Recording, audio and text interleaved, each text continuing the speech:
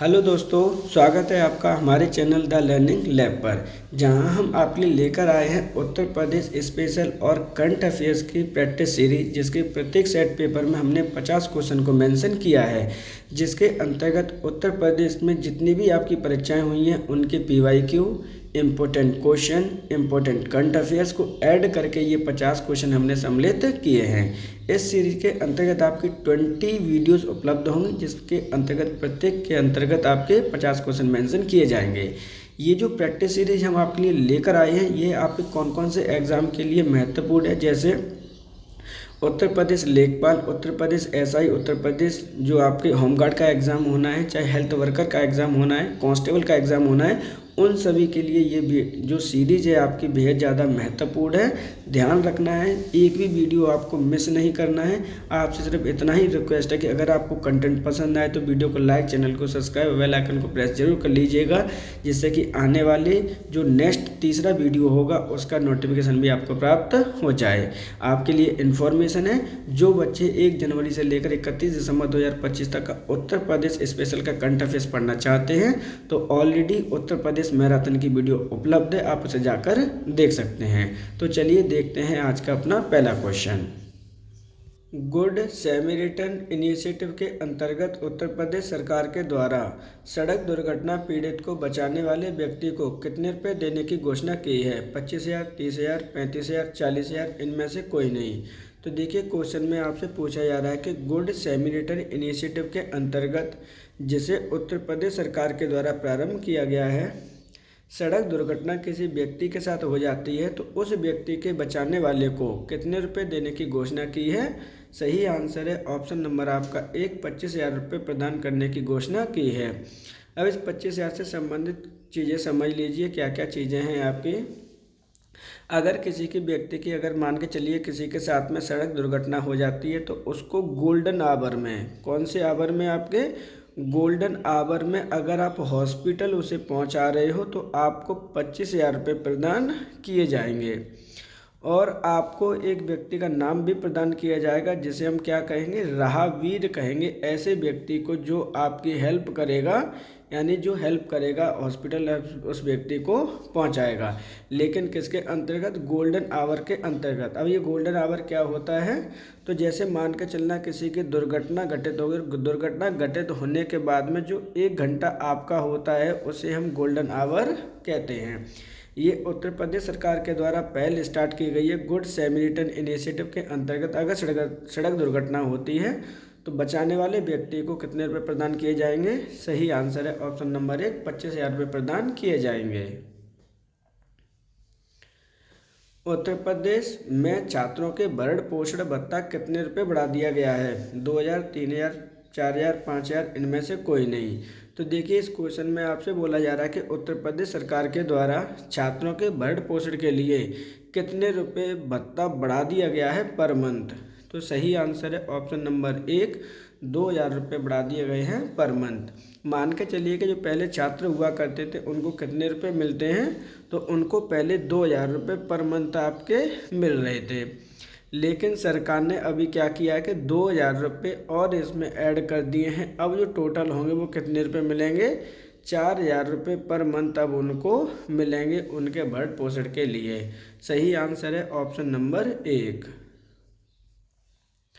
प्रधानमंत्री कुसुम योजना की शुरुआत कब की गई? मार्च 2018, मार्च 2019, मार्च 2020, मार्च 2021, या इनमें से कोई नहीं।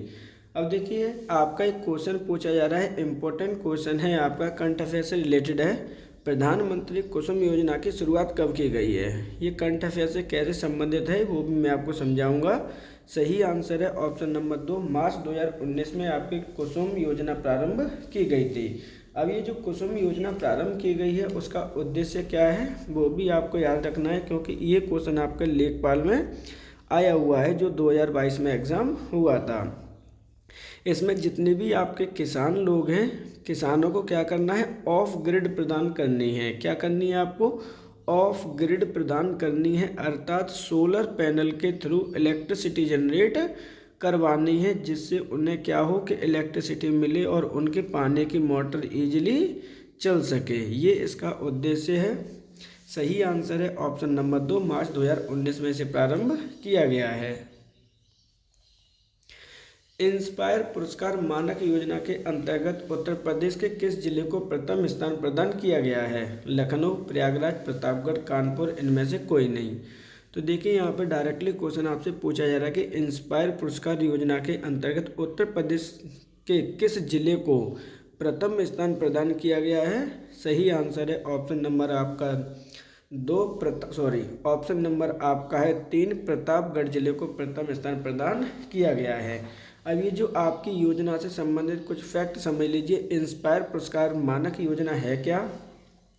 तो इसके अंतर्गत एक लक्ष्य रखा गया था। क्या लक्ष्य रखा गया था? कि आपको नामांकन करना है, इनरोलमेंट करना है। क्या करना है?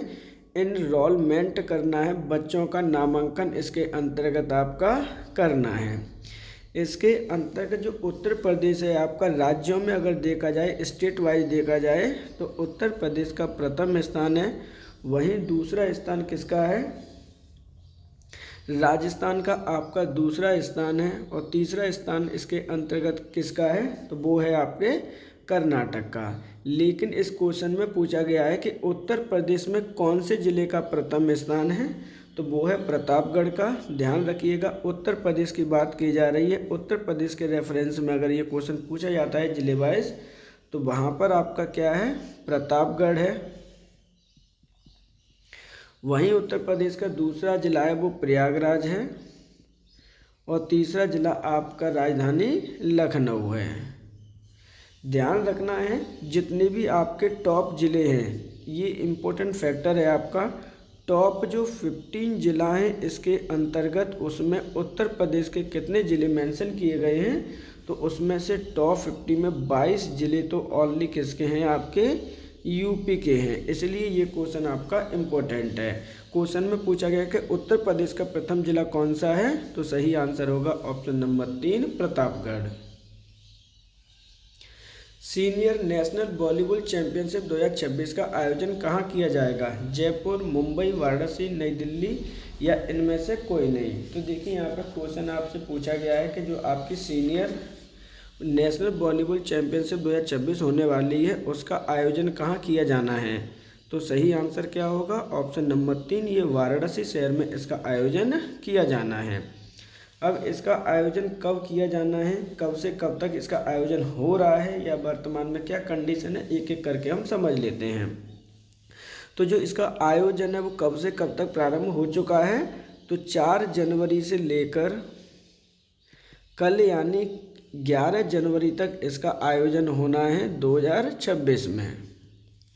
उद्घाटन इसका मतलब हो चुका होगा ऑलरेडी, तो उद्घाटनकर्ता का नाम भी याद कर लीजिएगा। मोदी जी के द्वारा इस गेम्स का उद्घाटन किया गया है। बात करते हैं सर टोटल टीम इसके अंतर्गत कितनी खेल रही है? तो टोटल टीम खेल रही है आपकी 58। अब हम बात कर लेते हैं वाराणसी के बारे में कि वाराणसी कहाँ पर स्थित है। तो ये गंगा नदी के किनारे आपका वाराणसी स्थित है। भारत का सबसे प्राचीन शहर आपका माना जाता है वाराणसी। ये क्वेश्चन आपका लेखपाल में पूछा गया था कि भारत का प्राचीन शहर कौन सा है। ये 2015 में क्वेश्चन आपका पूछा गया था जब आपका राजस्व लेखपाल का एग्जाम हुआ था। सही आंसर है ऑप्शन नंबर 3। भारत का पहला अस्पताल आधारित AI क्लिनिक की शुरुआत किस राज्य में की गई है? मध्य प्रदेश, राजस्थान, उत्तर प्रदेश, बिहार, इनमें से कोई नहीं। देखिए इंपॉर्टेंट क्वेश्चन को यहाँ पर करंट अफेयर्स के रूप में मेंशन किया गया है। भारत का पहला अस्पताल है जो आधारित AI क्लिनिक की शुरुआत की गई है। कौन से राज्य में की गई है, ये क्वेश्चन आपसे पूछा गया है। सही आंसर है ऑप्शन नंबर आपका 3, उत्तर प्रदेश राज्य में इसकी शुरुआत की गई है। उत्तर प्रदेश में भी इसकी शुरुआत कहाँ पे की गई है, ये क्वेश्चन आपका बन सकता है, ध्यान रखिएगा। तो उत्तर प्रदेश में इसकी शुरुआत आपकी 4 जनवरी को की गई है। और 4 जनवरी को कहाँ पे की गई है? तो ये आपकी की गई है ग्रेटर नोएडा में। तो आपको ये ग्रेटर नोएडा आपको याद कर लेना है और उस संस्थान का भी नाम याद कर लेना है जहाँ पर इसे प्रारंभ किया गया है। कहाँ पर प्रारंभ किया गया है? तो ये किया गया है government institute of medical science इसमें आपका ये प्रारंभ किया गया है, इसको भी आपको लर्न करना है, क्योंकि हो सकता है कि क्वेश्चन आपसे डायरेक्टली पूछ ले कि उत्तर प्रदेश के कौन से शहर में प्रारंभ किया गया है, तो ग्रेटर नोएडा है। लेकिन अगर राज्य में पूछा जाता है तो वो उत्तर प्रदेश है। जनजातीय युवा आदान प्रदान कार्यक्रम 2025 का आयोजन कहाँ किया गया था? लखनऊ, कानपुर, गाजियाबाद, प्रयागराज, इनमें से कोई नहीं। तो देखिए यहाँ पे क्वेश्चन, अच्छा क्वेश्चन आपसे पूछा गया है। इस तरह का क्वेश्चन पहले भी ये आ चुका है। तो देखिए जनजातीय युवा आदान प्रदान कार्यक्रम 2025 की बात की जा रही है कि इसका आयोजन कहाँ पे किया गया है। सही आंसर है ऑप्शन नंबर 1, उत्तर प्रदेश की राजधानी लखनऊ में इसका आयोजन किया गया। अब हम बात करते हैं कि सर ये इसका आयोजन कौन सा एडिशन किया गया है 2025 में इसका। तो 2025 में ध्यान रखिएगा जो एडिशन है आपका वो है नंबर 17। आयोजन आपका लखनऊ में किया गया है। उद्देश्य इसका हमेशा याद रखिएगा, हो सकता है डायरेक्टली पूछ ले। जनजातीय युवा सम्मेलन है तो इसका मतलब है जो जनजातीय आपके स्टूडेंट हैं, क्या हैं आपके जो जनजातीय छात्र हैं आपके, उनको कहाँ पे लेके आना है, उनको आपकी मुख्य धारा में लेकर आना ही इसका उद्देश्य, इस सम्मेलन का उद्देश्य है। ध्यान रखना है, इम्पोर्टेंट है। सही आंसर है ऑप्शन नंबर 1, लखनऊ में इसका आयोजन किया गया। उत्तर प्रदेश फुटवियर चमड़ा एवं गैर चमड़ा क्षेत्र विकास नीति 2025 को उत्तर प्रदेश मंत्रिमंडल ने कितने वर्ष के लिए मंजूरी प्रदान की है? 3 वर्ष, 4 वर्ष, 5 वर्ष, 6 वर्ष, इनमें से कोई नहीं। तो देखिए उत्तर प्रदेश फुटवियर चमड़ा एवं विकास नीति 2025 की बात की जा रही है कि इसे उत्तर प्रदेश मंत्रिमंडल ने कितने वर्ष की मंजूरी प्रदान की है। तो पहले हम इसका आंसर देख लेते हैं। सही आंसर है ऑप्शन नंबर 3, ये 5 वर्ष के लिए इसकी मंजूरी प्रदान की है। अब हम बात कर लेते हैं कि इस मंजूरी के अंतर्गत, इस नीति के अंतर्गत क्या क्या आपके उद्देश्य रखे गए हैं, तो वो आपको समझना है। तो पहला उद्देश्य तो यही है इस नीति के अंतर्गत कि आपको 22 लाख जॉब प्रदान की जाएंगी। इसके अंतर्गत ये प्रदान करना है, यानी क्या करना है, क्रिएट करना है इसके अंतर्गत।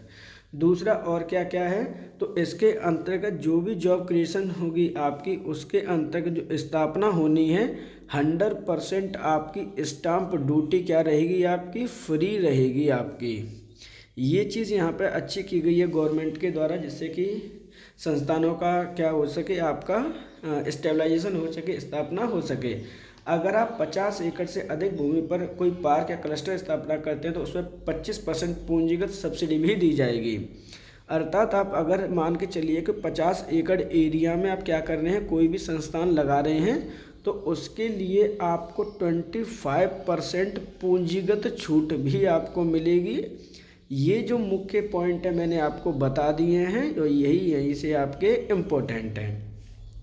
एक बच्चे का मैं कमेंट देख रहा था, आपके जो उत्तर प्रदेश स्पेशल आपकी जो वीडियो पड़ी है करंट अफेयर्स की 1 ईयर वाली, उसमें उस बच्चे ने कमेंट किया है कि सर 2025 की नीति और आपकी स्कीम्स करा दीजिए।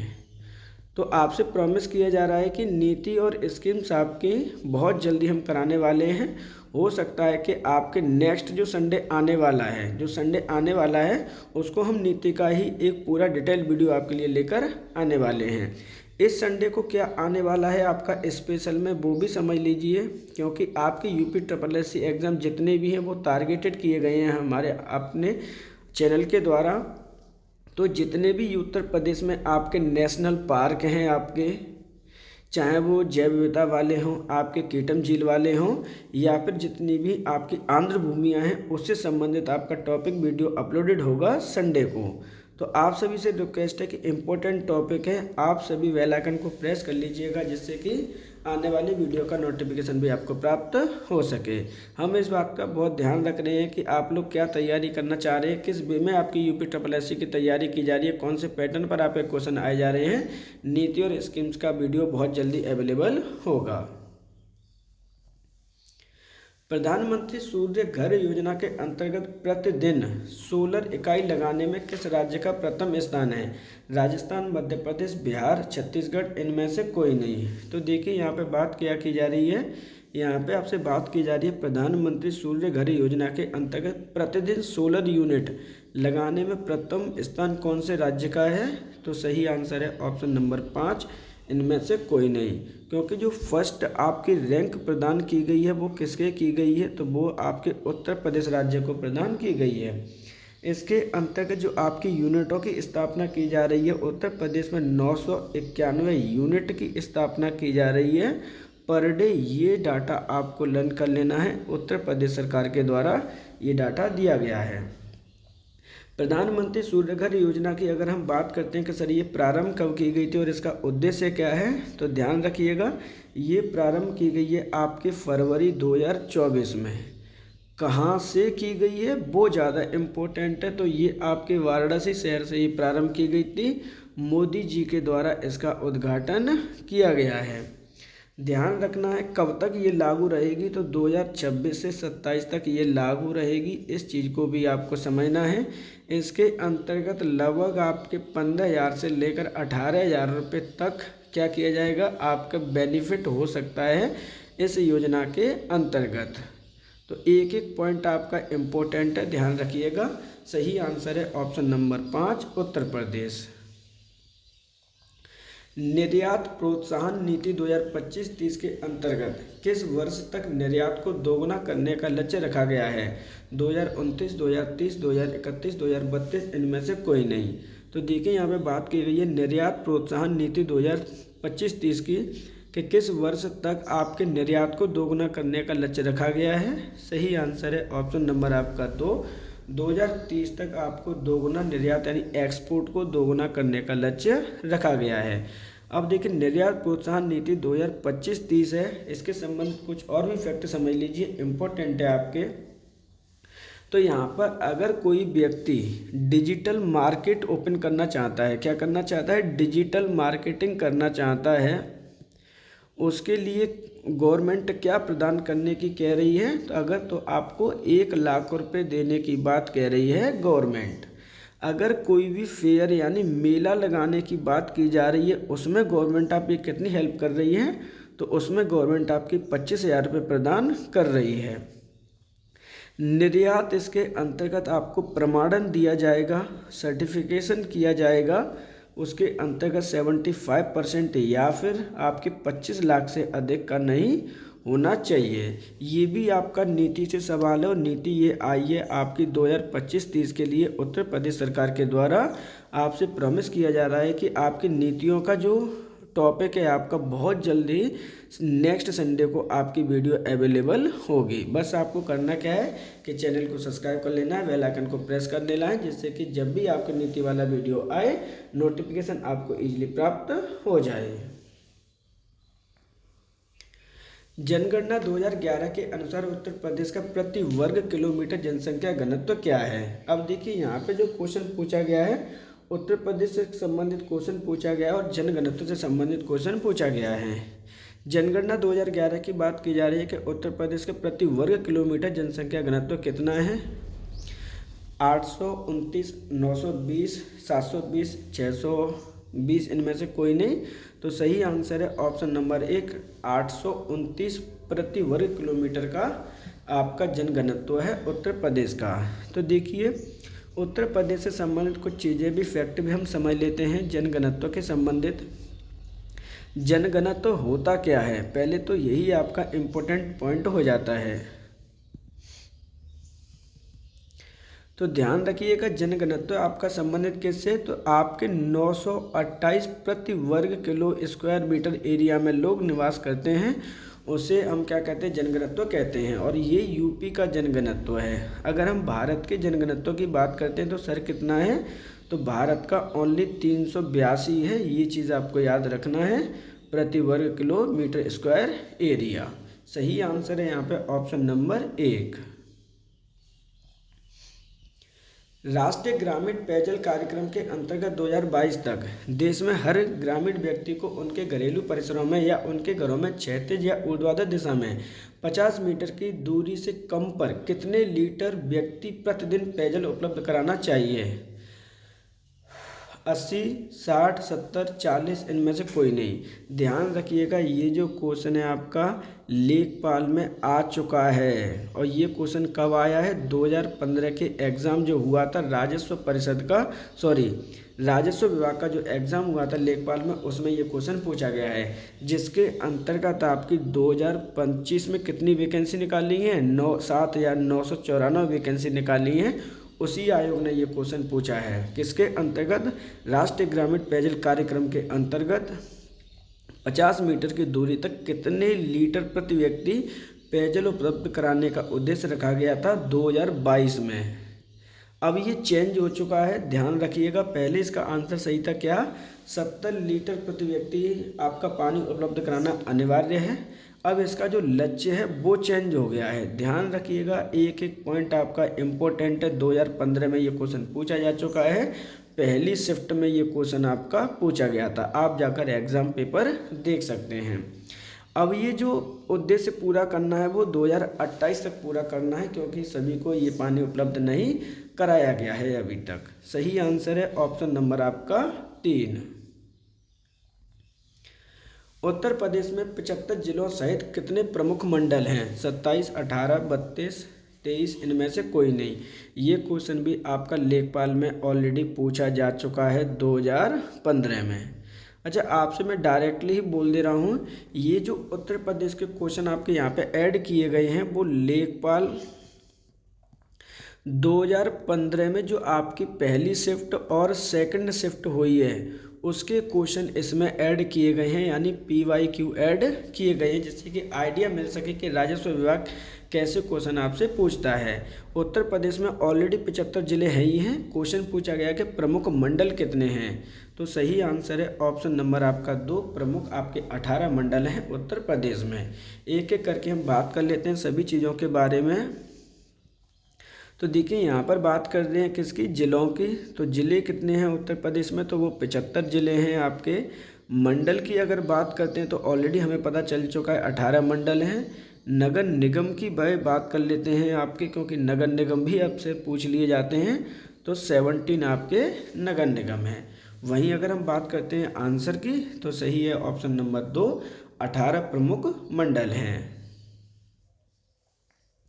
सामाजिक वानिकी कार्यक्रम का उद्देश्य सभी क्षेत्रों में बड़े पैमाने पर वृक्षारोपण है, सिवाय का क्या मतलब है? आपके एक ऑप्शन के छोड़कर सभी ऑप्शन इसमें वृक्षारोपण में सम्मिलित हैं, लेकिन एक नहीं है, और उसी को आपको आइडेंटिफाई करना है। फसल के अनुरूप सार्वजनिक भूमि पर, ये बिल्कुल सही है। सड़कों एवं रेल पटरियों के साथ साथ, बिल्कुल ठीक है। निम्नलिखित वन आरक्षित क्षेत्रों में, बिल्कुल ठीक है। इनमें से कोई नहीं, तो सही आंसर है ऑप्शन नंबर आपका 2। नगरीय औद्योगिक संपदा पर आप ये नहीं कर सकते। सही आंसर है ऑप्शन नंबर 2। उत्तर प्रदेश में किस वर्ष मनरेगा प्रारंभ किया गया? 2005, 2007, 2006, 2008 इनमें से कोई नहीं। मोस्ट इम्पोर्टेंट क्वेश्चन है आपका मनरेगा से संबंधित, ध्यान रखिएगा। उत्तर प्रदेश में ये कब प्रारंभ किया गया है? तो सही आंसर है ऑप्शन नंबर 3, 2006 में ये प्रारंभ किया गया है। अब ये जो मनरेगा टॉपिक है आपका मोस्ट इम्पोर्टेंट टॉपिक है आपका। क्यों इम्पोर्टेंट है? क्योंकि हाल ही में जो सेंट्रल गवर्नमेंट ने ये क्या किया है, इसका नाम परिवर्तन कर दिया है, इसलिए ये आपका इम्पोर्टेंट है। हम पहले मनरेगा के बारे में समझ लेते हैं।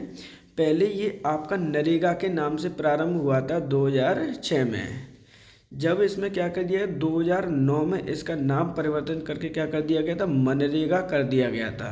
लेकिन 2026 में भी और क्या हुआ है, तो इसका नाम परिवर्तन फिर से कर दिया गया है।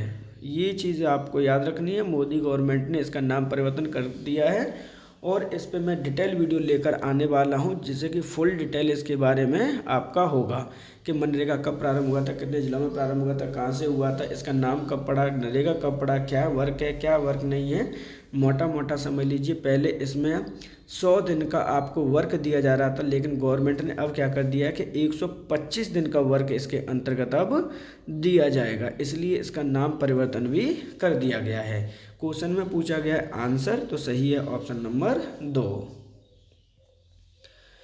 क्षेत्रफल की दृष्टि से उत्तर प्रदेश का भारत के राज्यों में कौन सा स्थान है? सेकंड, फोर्थ, फिफ्थ, सिक्स्थ, इनमें से कोई नहीं। तो देखिए क्षेत्रफल की दृष्टि से उत्तर प्रदेश का कौन सा स्थान है? सही आंसर है ऑप्शन नंबर 2, फोर्थ स्थान है उत्तर प्रदेश का। अब देखिए प्रथम स्थान कौन सा है? तो आपके राजस्थान राज्य का है, दूसरा स्थान वहीं आपके एमपी का है, तीसरा स्थान आपके किसका है? महाराष्ट्र का है, तो चौथा स्थान पर आता है आपका उत्तर प्रदेश। ये चीज़ भी आपको याद रखनी है, फोर्थ नंबर है उत्तर प्रदेश का। अगर हम बात करते हैं कि सर क्षेत्रफल टोटल कितना है उत्तर प्रदेश का भारत के टर्म्स में, तो 7.33% आपका क्षेत्रफल है भारत के टर्म में। ये चीज़ आपको याद रखनी है। सही आंसर है ऑप्शन नंबर 2। नवमी पंचवर्षीय योजना 1997 और 2000 के बीच में ग्रामीण क्षेत्रों में बीपीएल के नीचे निश्चित की गई वार्षिक पारिवारिक आय स्तर क्या है? 25,000, 28,000, 18,000, 20,000, इनमें से कोई नहीं। तो देखिए ये क्वेश्चन आपका शिफ्ट नंबर 1 में पूछा गया था, उस समय काफ़ी हार्ड लग रहा था, लेकिन ऐसा लगता है कि 2015 के पेपर बहुत ही इजी आए थे, लेकिन अब स्टैंडर्ड बढ़ चुका है। लेकिन हमें एक उसके टर्म से एक रेफरेंस मिल जाता है कि किस तरह के क्वेश्चन आपसे आगे भी पूछे जा सकते हैं और किस टॉपिक से आपके ज़्यादा से ज़्यादा क्वेश्चन पूछे जाएंगे।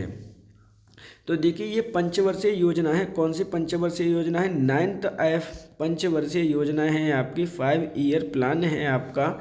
इसके अंतर्गत 1997 से 2000 तक चली थी। ग्रामीण क्षेत्रों में बीपीएल, और ये बीपीएल क्या होता है सर? तो बीपीएल ध्यान रखिएगा, इंग्लिश में देख लीजिएगा। बीपीएल यानी क्या है? Below poverty limit, poverty line. यानी कहाँ पर आपको डिसाइड किया गया कि अगर कोई व्यक्ति कितने रुपए कमाएगा कि वो आपके ग्रामीण रेखा से नीचे आएगा। तो सही आंसर था इसमें ऑप्शन नंबर 4। अगर आप 20,000 रुपये पर ईयर कमा रहे हो, कितना कमा रहे हो? 20,000 से कम पर ईयर में कमा रहे हो आप, तो आप ग्रामीण क्षेत्रों में गरीब व्यक्ति माने जाओगे। क्षेत्र का ध्यान रखना, कौन सा क्षेत्र है आपका? ग्रामीण क्षेत्र में गरीब माने जाओगे। ये डिसाइड किया गया था 9वीं पंचवर्षीय योजना में। सही आंसर है ऑप्शन नंबर 4। उत्तर प्रदेश में प्रमुख रेल इंजन संयंत्र कहाँ पर स्थित है? अलीगढ़, मुगलसराय, फतेहपुर, कानपुर, इनमें से कोई नहीं। तो ध्यान रखिएगा, प्रमुख रेल इंजन संयंत्र कहाँ पर स्थित है उत्तर प्रदेश में? सही आंसर है ऑप्शन नंबर 2, मुगलसराय में ये स्थित है। इंपॉर्टेंट क्वेश्चन है, ध्यान रखिएगा। पूर्वांचल में आपका मुगलसराय पड़ता है। उत्तर प्रदेश राजमार्ग भू नियंत्रण अधिनियम किस वर्ष किया गया? 1952, 1945, 1956, 1947, या इनमें से कोई नहीं। तो देखिए क्वेश्चन में क्या पूछा जा रहा है कि उत्तर प्रदेश सरकार के द्वारा या फिर उत्तर प्रदेश राजमार्ग भू नियंत्रण अधिनियम किस वर्ष पारित किया गया था? इंपॉर्टेंट क्वेश्चन है। अगर ये क्वेश्चन आया है 2015 में, सही आंसर है ऑप्शन नंबर 2, 1945 में से पारित किया गया था। ध्यान रखिएगा, जो उत्तर प्रदेश के आपके अधिनियम है वो आपके लिए इम्पोर्टेंट है, ध्यान रखना। उत्तर प्रदेश पंचायत अधिनियम हो गया आपका 1947, उत्तर प्रदेश नगर निगम अधिनियम 1961 हो गया, उत्तर प्रदेश जन्म एवं मृत्यु अधिनियम 1976 हो गया। ये सभी आपके आने वाले हैं, उनको भी आपको लर्न करना ही करना है। मैं आपके लिए अधिनियम से संबंधित एक वीडियो लेकर आने वाला हूँ, जो कि संडे को हो सकता है कि 1-2 हफ्ते के बाद आए, लेकिन वो वीडियो आएगी ज़रूर। इसलिए आप बेल आइकन को प्रेस ज़रूर कर लीजिएगा, जिससे कि नोटिफिकेशन जब भी आए आपको इजीली नोटिफिकेशन मिल जाए। सही आंसर क्या है? Option number 2। अंबेडकर विशेष रोजगार योजना के अंतर्गत सामान्य श्रेणी लाभार्थियों के लिए उपलब्ध इकाई लागत प्रतिशतता एवं अधिकतम आर्थिक सहायता धनराशि क्या है? 25%, 7,500, 33%, 10,000, 25%, 10,000, 33%, 7,500, या इनमें से कोई नहीं। तो देखिए यहाँ पे जो क्वेश्चन पूछा गया है, मोस्ट इम्पोर्टेंट क्वेश्चन है आपका। यहाँ पर 2 कैटेगरी में यहाँ पे दी गई हैं। अंबेडकर विशेष रोजगार योजना के अंतर्गत सामान्य श्रेणी के बच्चों के लिए इकाई लागत अगर आपको कितना दे रहे हैं, तो कितना प्रॉफिट या कितना क्या दिया जाएगा, ये क्वेश्चन में आपसे पूछा गया है। अधिकतम आर्थिक राशि कितनी दी जाएगी? सॉरी। तो सही आंसर है ऑप्शन नंबर आपका 1, 25% हो, या फिर आपका 7,500 रुपये हो, ये आपको प्रदान किया जाएगा जनरल कैटेगरी के लिए। ये चीज़ आपको इम्पोर्टेंट है, या तो 25% या 25% अगर ज़्यादा हो रहा है तो लिमिट कितनी है, 7,500 रुपये। लेकिन वहीं अगर आप SC और ST कैटेगरी से हैं तो आपको 33% या फिर 10,000 रुपये तक की आर्थिक सहायता दी जाएगी मैक्सिमम। याद रखिएगा, सही आंसर है option number 1। Mid day meal programme के अंतर्गत मध्याह्न भोजन के पकाने, परोसने व उपभोग करने में स्वच्छता का ध्यान रखने के लिए जांच पड़ताल कितनी आवृत्ति में करनी चाहिए? दैनिक, त्रैमासिक, साप्ताहिक, पाक्षिक या इनमें से कोई नहीं। अब देखिए ये क्वेश्चन हो जाता है important. Mid day meal programme आज के जितने भी टीचर्स हैं या फिर जितनी भी भर्तियाँ आ रही हैं, यहाँ से क्वेश्चन आपके पूछे जा रहे हैं। आप क्या करें, जो भी टीचर्स होते हैं भली भांति परिचित होंगे आपके मध्याह्न भोजन कार्यक्रम जो आपके परोसते हैं, उपभोग करते हैं, स्वच्छता का ध्यान रखने के लिए जांच पड़ताल कब करनी चाहिए, इसकी आवृत्ति क्या होनी चाहिए, ये क्वेश्चन पूछा गया है। तो स्वच्छता की जांच कोई भी टीचर अगर आपका मिड डे मील प्रोग्राम खाना खिला रहा है बच्चों को, तो इसकी जांच आपको दैनिक करनी पड़ेगी, पर डे आपको इसकी जांच करनी पड़ेगी। ये चीज़ आपको ध्यान रखना है। अब हम यहाँ पे बात कर लेते हैं कि सर ये जो मिड डे मील प्रोग्राम है प्रारंभ कब हुआ था, क्योंकि यहाँ से क्वेश्चन आने ही आने हैं, तो हम इस चीज़ को नकार नहीं सकते। तो ध्यान रखिएगा, इसकी शुरुआत हुई है 15 अगस्त 1995 को। 15 अगस्त 1995 को इसकी शुरुआत की गई है। कहाँ से शुरुआत गई थी स्टार्टिंग में? तो इसकी शुरुआत आपकी मद्रास यानी चेन्नई से आपकी इसकी शुरुआत हुई थी, अर्थात तमिलनाडु राज्य से।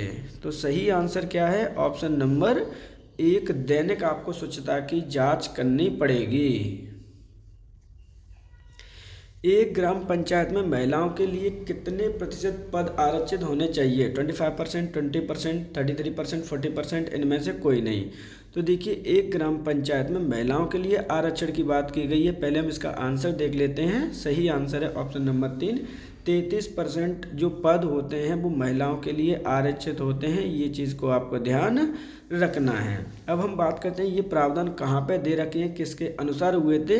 अगर आप 17th जो संविधान संशोधन हुआ है उसको आप पढ़ेंगे तो ये सब सारी चीज़ें आपको पता चल जाएंगी। और कहाँ कहाँ पर इसके प्रावधान दे रखे, तो जैसे ही आप आर्टिकल नंबर कहाँ पे जाओगे, 243 के डी में जाओगे, 243 का डी पढ़ोगे तो वहाँ पर प्रावधान किया गया महिलाओं के लिए 33% आरक्षण के। ये सब चीज़ें कहाँ पे दे रखी हैं, तो ध्यान रखिएगा, उत्तर प्रदेश पंचायत राज अधिनियम 1947, राज एक्ट 1947। अगर आपको डिटेल पढ़ना है तो आप BPO की प्लेलिस्ट में जा सकते हैं, वहाँ पर ये वीडियो अवेलेबल है। आपसे और रिक्वेस्ट की जा रही है, लेखपाल स्पेशल के लिए मैं डिफरेंट अधिनियम पूरे ही कराऊंगा। पंचायत राज अधिनियम में आपकी जो धाराएं दे रखी हैं, मोस्ट इम्पोर्टेंट धाराएं हैं, आपकी धाराएं दे रखी हैं, अभ्यास दे रखे हैं, आपके अधिनियम दे रखे हैं, वो सभी एक एक करके मैं कराने वाला हूँ। कोई भी संडे को आपकी वीडियो अवेलेबल हो सकती है। जो भी बच्चे लेखपाल का फॉर्म फिल कर रहे हैं वो हमसे जुड़े रहिए। आपसे प्रॉमिस किया जाता है कि पंचायत से रिलेटेड कोई भी क्वेश्चन आपका बाहर नहीं जाएगा। नहीं तो आप BPO की प्लेलिस्ट में जाकर देख लीजिए। कंटेंट अच्छा लगे तो आप वीडियो को लाइक, चैनल को सब्सक्राइब जरूर कर लीजिएगा। सही आंसर क्या है यहाँ पे, ऑप्शन नंबर 3। उत्तर प्रदेश राज्य के वित्तीय स्वास्थ्य की देखरेख तथा सरकारी लेन देनों में पारदर्शिता लाने की कौन सी वेबसाइट तैयार की गई है? कोशवानी, सृष्टि, अर्थशास्त्र, NIC, इनमें से कोई नहीं। तो देखिए, उत्तर प्रदेश राज्य के द्वारा वित्तीय स्वास्थ्य एवं देखरेख की सरकारी खजाने की देखरेख करने के लिए पारदर्शिता लाने के लिए एक वेबसाइट तैयार की गई थी। उस वेबसाइट का नाम आपसे पूछा गया है। सही आंसर क्या होना चाहिए और सही आंसर क्या है, तो वो है ऑप्शन नंबर 1, कोशवानी। ध्यान रखिएगा, इसमें थोड़ा सा मिस हुआ है तो आप याद कर लीजिएगा, कोशवानी वेबसाइट याद करना है, इम्पोर्टेंट है। कब तैयार की गई थी ये कभी कभी आपका क्वेश्चन आ सकता है, क्योंकि ये क्वेश्चन 2015 में आपका पूछा गया है। सही आंसर है ऑप्शन नंबर 1। मध्य भारत में 1 बीघा कितने हेक्टेयर के बराबर आपका होता है?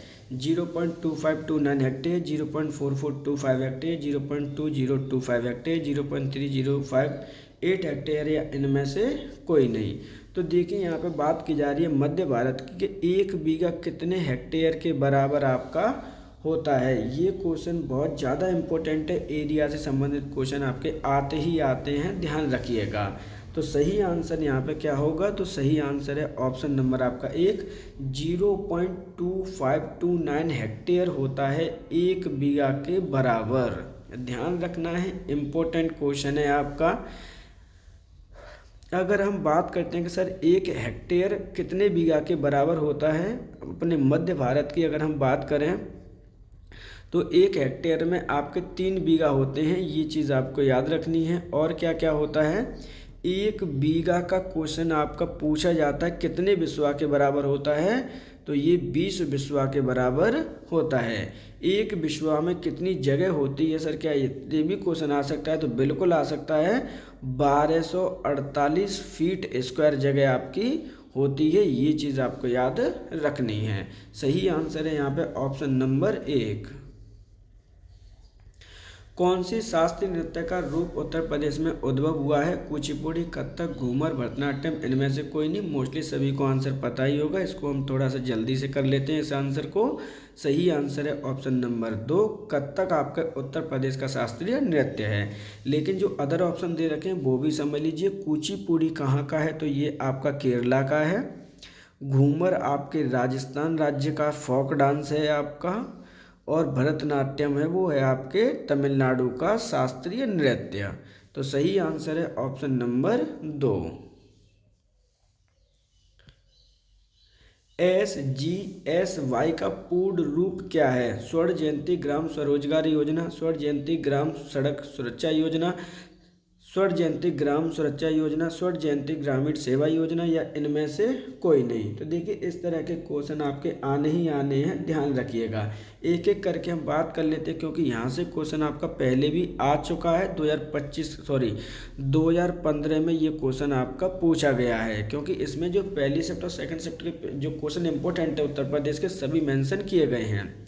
आपके शॉर्ट फॉर्म यानी स्कीम्स से क्वेश्चन आपके आने ही आने हैं, और डिटेल वीडियो आपका अवेलेबल होगा ही होगा, हम आपको कराएंगे। इसकी आपकी मैराथन वीडियो हम लेकर आने वाले हैं, जिसमें 1947 से लेकर 31 दिसंबर 2025 तक की जितनी भी उत्तर प्रदेश सरकार की स्कीम्स हैं वो सभी उसमें हम मेंशन करेंगे। पहले हम इसका आंसर देख लेते हैं। तो सही आंसर क्या है? ऑप्शन नंबर आपका है 1, स्वर्ण जयंती ग्राम स्वरोजगार योजना। सर ये प्रारंभ कब हुई थी, क्या क्वेश्चन आ सकता है? तो बिल्कुल आया हुआ है कि ये प्रारंभ कब की गई थी। तो अप्रैल 1999 ईस्वी में इसको प्रारंभ किया गया था। सही आंसर है ऑप्शन नंबर आपका 1, स्वर्ण जयंती ग्राम स्वरोजगार योजना SGSY की फुल फॉर्म है। जमाबंदी से तात्पर्य क्या है? कृषि प्रलेख, मैपिंग सेट, भू अधिकारों के प्रलेख, पटवारी के नक्शे की कपड़े की कॉपी, इनमें से कोई नहीं। तो देखिए जो जमाबंदी होती है वो क्या होती है आपका इंपॉर्टेंट क्वेश्चन है, लेखपाल में पाई जाती है।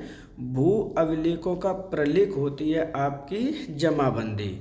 किन पे पाई जाती है? तो आप जब लेखपाल बनेंगे तो आप पर ये पाई जाएगी। सही आंसर है ऑप्शन नंबर 3। किस मंडल को विश्व के उत्कृष्ट कालीन उद्योगों का केंद्र माना जाता है? अलीगढ़, मिर्जापुर, देवीपाटन, आजमगढ़, इनमें से कोई नहीं। अब देखिए इस क्वेश्चन को घुमाया कैसे गया है। यहाँ पे पूछा गया किस मंडल में, बेसिकली हम याद क्या करते हैं, कालीन के उद्योगों के जिलों को याद करते हैं, लेकिन यहाँ पूछा गया मंडल के बारे में। तो अब आपको याद होना चाहिए किस मंडल में पड़ता है। सही आंसर है ऑप्शन नंबर 2, मिर्जापुर मंडल में कालीन उद्योग का केंद्र माना जाता है, क्योंकि कालीन उद्योग का जो सेंटर है वो क्या है उत्तर प्रदेश में, भदोही ही है आपका। और भदोही कहाँ पर स्थित है? तो वो आपके मिर्जापुर सेंटर माना जाता है। सही आंसर है ऑप्शन नंबर 2। उत्तर प्रदेश में किस प्रकार की मिलें सबसे अधिक संख्या में हैं? चावल, कपड़ा, चीनी, इस्पात, इनमें से कोई नहीं। तो देखिए यहाँ पे ऑब्लिक है आपका, इंपॉर्टेंट क्वेश्चन है। यहाँ पर क्वेश्चन पूछा गया कि कौन से प्रकार की मिलें सबसे ज़्यादा उत्तर प्रदेश में आपकी पाई जाती हैं। सॉरी। तो सही आंसर है उत्तर प्रदेश में सबसे ज़्यादा जो मिलें पाई जाती हैं वो चीनी प्रोडक्शन की पाई जाती हैं। अब हम बात करते हैं सर जो चीनी प्रोडक्शन है वो किससे आपका होता है, तो सिंपल सा लॉजिक है आपका गन्ने से होता है आपका, और उत्तर प्रदेश गन्ना के प्रोडक्शन में क्या है, नंबर 1 रैंक आपका रखता है। तो सही आंसर है ऑप्शन नंबर 2। बीपीएल सूचियों में छूटे हुए बीपीएल परिवारों को लाभ पहुंचाने के लिए कौन सी योजना प्रारंभ की गई? समाजवादी पेंशन स्कीम, मुख्यमंत्री महामाया गरीब आर्थिक मदद योजना, समाजवादी आवास योजना, प्रधानमंत्री रोजगार योजना, इनमें से कोई नहीं। इंपॉर्टेंट क्वेश्चन है, ध्यान रखिएगा। ऐसे जो परिवार जो बीपीएल सूचियों से छूट गए थे उनको लाभ देने के लिए प्रारंभ की गई थी आपकी समाजवादी पेंशन स्कीम योजना। इंपॉर्टेंट है, ध्यान रखिएगा, समाजवादी सरकार के द्वारा ये प्रारंभ किया गया था। सही आंसर है ऑप्शन नंबर आपका यहाँ पर 1। निम्नलिखित में से कौन सा एक उत्तर प्रदेश राज्य के अधीनस्थ न्यायिक सेवा के रूप में कार्य करता है? चंदौली जिला न्यायालय, पीलीभीत जिला न्यायालय, बांदा जिला न्यायालय, इटावा जिला न्यायालय, या इनमें से कोई नहीं? तो यहाँ पर उत्तर प्रदेश में कौन सा अधीनस्थ न्यायिक सेवा के कार्य करता है? सही आंसर है ऑप्शन नंबर 4, इटावा जिला न्यायालय। अगर हम इटावा की बात की जा रही है तो ये किसके लिए आपका फेमस है, तो ध्यान रखिएगा, ये देसी घी के लिए आपका फेमस है। सही आंसर है ऑप्शन नंबर 4। ब्रिटिश शासन के दौरान उत्तर प्रदेश में भूमि पंजीकरण किस अधिकारी के द्वारा किया जाता था? राज्यपाल, लेखपाल, लिपिक, काजी, इनमें से कोई नहीं? तो ब्रिटिश शासन के द्वारा ही आपका भूमि पंजीकरण की बात की जा रही है, किस अधिकारी के द्वारा किया जाता था? सही आंसर है ऑप्शन नंबर 2, लेखपाल के द्वारा इसका भूमि पंजीकरण किया जाता था ब्रिटिश सरकार के द्वारा या ब्रिटिश सरकार के दौरान। ध्यान रखिएगा, इसी पोस्ट के लिए आपने अप्लाई किया है और इसकी वैकेंसी 7 या 994 है, जिसमें से आपको सिर्फ और सिर्फ 1 चाहिए। और अगर आपको नौकरी मिल जाती है तो सबसे बेस्ट नौकरी है आपकी, आपको अपना ज़िला इसमें मिल जाता है, ध्यान रखना है। सही आंसर है ऑप्शन नंबर 2। उत्तर प्रदेश राज्य में राज्यसभा की कितनी सीटें की संख्या है? 62, 40, 31, 29, इनमें से कोई नहीं? तो उत्तर प्रदेश में राज्यसभा की सीटें आपसे पूछी गई हैं। सही आंसर क्या होगा? ऑप्शन नंबर आपका 3, 31 सीटें हैं उत्तर प्रदेश में राज्यसभा की। अदर पॉलिटिकल चीज़ों की बात, जो आपके टॉपिक्स हैं उनकी बात कर लेते हैं। जैसे एमपी की बात कर लेते हैं, लोकसभा में कितनी सीटें हैं? तो उत्तर प्रदेश में 80 सीटें हैं। एमपी इन राज्यसभा में क्वेश्चन पूछा गया है, 31 सीटें हैं। एमएलए कितने हैं उत्तर प्रदेश में? तो 403 हैं आपके। एमएलसी की अगर बात करते हैं तो वो कितने हैं? तो वो हैं आपके 100। ये चारों डाटा आपको लर्न रहना चाहिए, किसी से भी क्वेश्चन आपका पूछा जा सकता है। सही आंसर है ऑप्शन नंबर 3, 31 सीटें हैं उत्तर प्रदेश में। कौन सी यूपी भाषा राज्य के पश्चिमी भागों में यानी रोहिलखंड और ऊपरी दोहा में बोली जाती है? बुंदेलखंडी, अवधी, ब्रजभाषा, खड़ी बोली, इनमें से कोई नहीं? तो देखिए यहाँ पे क्या बात की गई है, उत्तर प्रदेश के कौन सी यानी यूपी की राजभाषा है, पश्चिमी भागों में रोहिलखंड और ऊपरी दोहा में बोली जाती है। तो सही आंसर क्या है, ध्यान रखना है, ऑप्शन नंबर आपका होगा 4, खड़ी बोली आपकी उधर बोली जाती है। अब बोलियों के तौर पे आप उत्तर प्रदेश का डिवीज़न देख लीजिए, मान के चलना कि ये आपका उत्तर प्रदेश है। अब यहाँ पे जब हम इसका डिवीज़न पढ़ते हैं तो पूछा क्या गया कि पश्चिमी भागों में, इस भाग में आपसे पूछा गया है, तो इस भाग में बोली जाती है आपकी खड़ी बोली, क्योंकि उधर आपका हरियाणा वगैरह पड़ जाता है जहाँ पर ये सारी बोलियाँ बोली जाती हैं, ध्यान रखना है। वहीं बुंदेलखंड आपका इधर पड़ता है तो इसमें बुंदेलखंडी आपकी बोली जाती है। अवधी की बात करें तो जो आपका जो लखनऊ वाला क्षेत्रफल है उसमें बोली जाती है आपकी अवधी, ये चीज़ आपको याद रखनी है। वहीं अगर हम ब्रजभाषा की बात करते हैं तो ये मथुरा वाले एरिया में आपकी बोली जाती है ब्रजभाषा, ये चीज़ आपको याद रखनी है, ध्यान रखिएगा, ब्रजभाषा। तो सही आंसर क्या है, ऑप्शन नंबर 4। तहसील स्तर पर सरकारी निकायों को क्या कहा जाता है? पंचायत समिति, ग्राम सभा, नगर पालिका, ग्राम पंचायत, इनमें से कोई नहीं। तो देखिए तहसील स्तर पर सरकारी निकायों को क्या कहा जाता है? सही आंसर है ऑप्शन नंबर 1 पंचायत समिति। ध्यान रखिएगा, मैं डायरेक्ट आंसर यहाँ पे बता दिया है आप लोगों को, लेकिन इसका बहुत जल्द मैं डिटेल वीडियो लेकर आने वाला हूँ जिसमें आपको छोटी छोटी सी चीज़ें आपको सिखाई जाएंगी। तो देखिए ग्राम लेवल पर आपके निकाय को क्या कहा जाता है? तो वहाँ पर आपकी पंचायत होती है। वहीं अगर आपके तहसील स्तर पर क्या कहा जाता है? तो पंचायत आपकी समिति है। स्थानीय स्वशासन वाला चैप्टर है ये। वहीं अगर हम जिला के स्तर पर बात करते हैं तो जिला समिति आपकी होती है, या फिर जिला समिति कहिए या पंचायत कहिए, आप कुछ भी इसका नाम दे सकते हैं। सही आंसर क्या है? ऑप्शन नंबर 1 पंचायत समिति। 2011 की जनगणना के अनुसार उत्तर प्रदेश का सबसे अधिक जनसंख्या वाला शहर कौन सा है? कानपुर, अलीगढ़, लखनऊ, बरेली, इनमें से कोई नहीं। तो देखिए जो 2011 की जनगणना के अनुसार पूछ रहा है कि उत्तर प्रदेश का सबसे अधिक जनसंख्या वाला जिला कौन सा है? तो सही आंसर है ऑप्शन नंबर 5 इनमें से कोई नहीं। क्योंकि वर्तमान में अगर हम 2011 की बात करते हैं, इनमें से देखिए अगर यहाँ पर शब्द आपका निम्नलिखित लगा होता तो आप इसमें से आइडेंटिफाई कर सकते थे आंसर। मैंने इसमें ऑलरेडी ऑप्शन ऐड कर दिया इनमें से कोई नहीं, क्योंकि आपका जो है वो इलाहाबाद है, सॉरी प्रयागराज है। क्या है आपका? प्रयागराज में सबसे अधिक जनसंख्या है उत्तर प्रदेश के राज्य में। सही आंसर है ऑप्शन नंबर 5। उत्तर प्रदेश के निम्नलिखित शहरों में से किसमें पीतल उत्पादों का अधिकतम निर्यात किया जाता है? मुरादाबाद, कानपुर, वाराणसी, लखनऊ, इनमें से कोई नहीं। तो देखिए यहाँ पे बात की जा रही है पीतल उत्पादों की, तो आप सभी को मोस्टली पता ही है कि पीतल उत्पाद कहाँ पर आपके सबसे ज़्यादा किए जाते हैं। सही आंसर है ऑप्शन नंबर 1 मुरादाबाद। अगर हम और जो ऑप्शन दे रखे हैं उनकी बात करें तो उनमें क्या क्या आपका निर्यात किया जाता है, जैसे कानपुर की ही हम बात कर लेते हैं तो जितना चमड़ा उद्योग है आपका सबसे ज़्यादा किया जाता है यहाँ पर। वाराणसी की बात करें तो आपका यहाँ पर जो ट्रांसफार्मर बनाए जाते हैं आपके यहाँ पर। लखनऊ की अगर हम बात करें तो अमरूद वगैरह के लिए फेमस है। सही आंसर है ऑप्शन नंबर 1।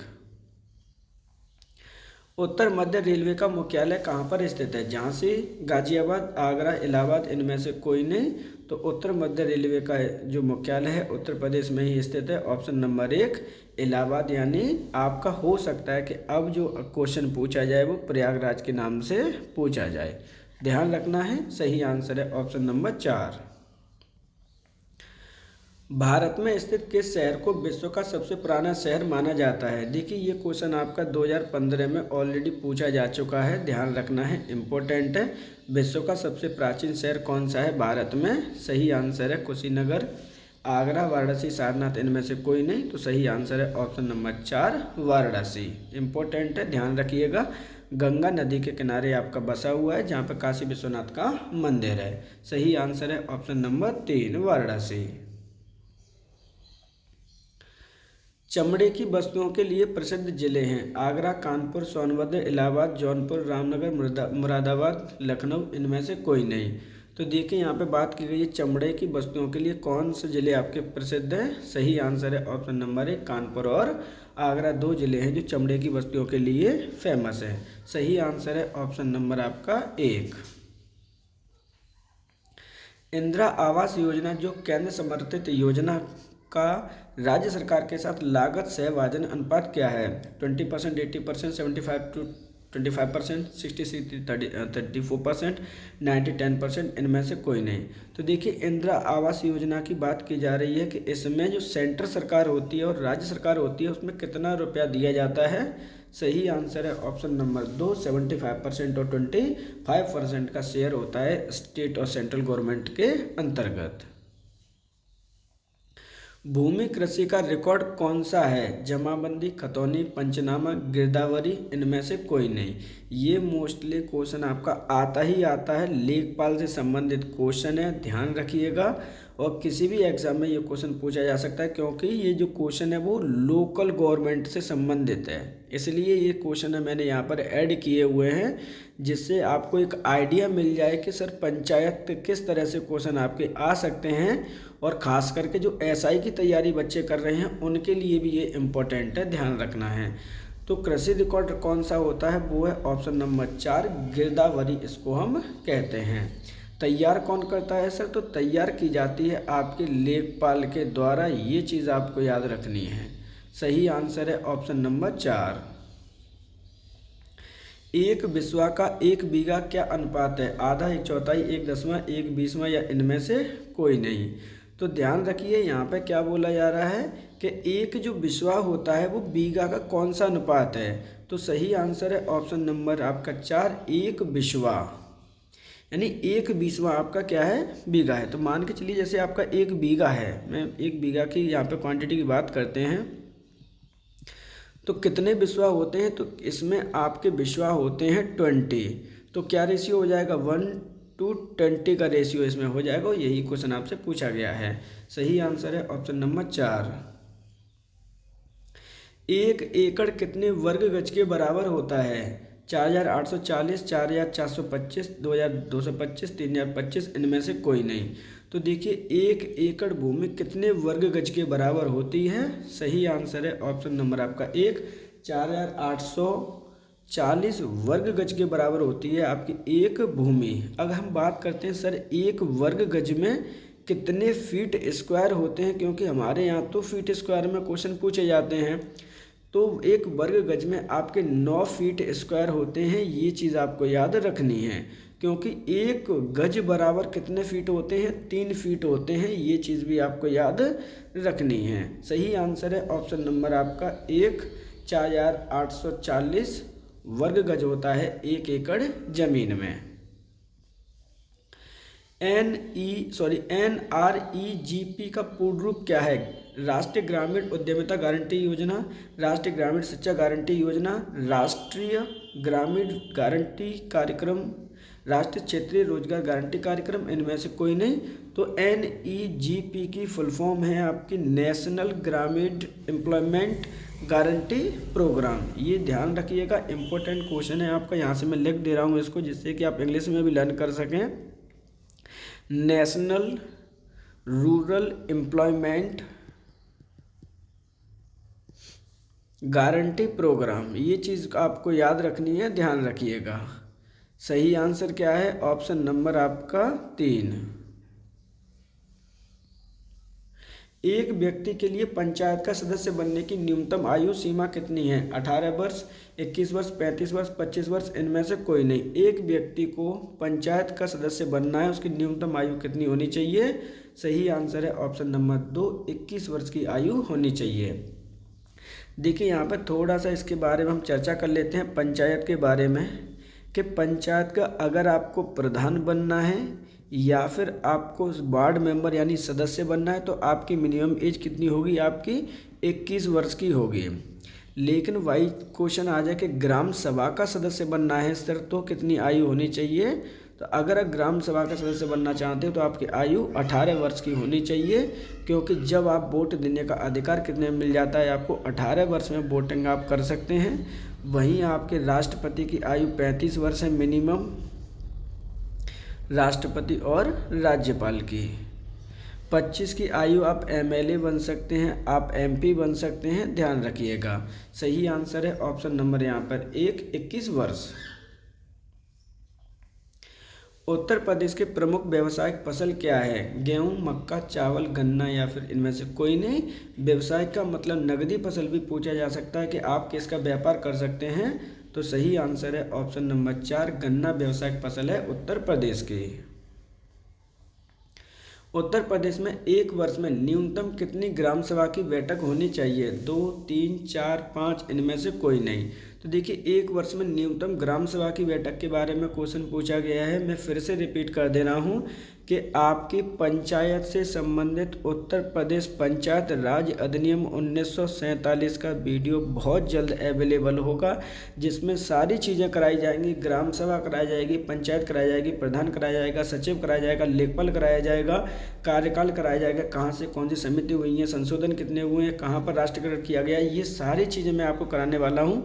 उत्तर प्रदेश पंचायत राज अधिनियम 1947 में ये सारी चीज़ें आपकी दे रखी हैं, ये ध्यान रखिएगा। सिर्फ बेल आइकन को प्रेस कर लो आप, जिससे कि जब भी वीडियो आए आपको एक झटके में नोटिफिकेशन प्राप्त हो जाए।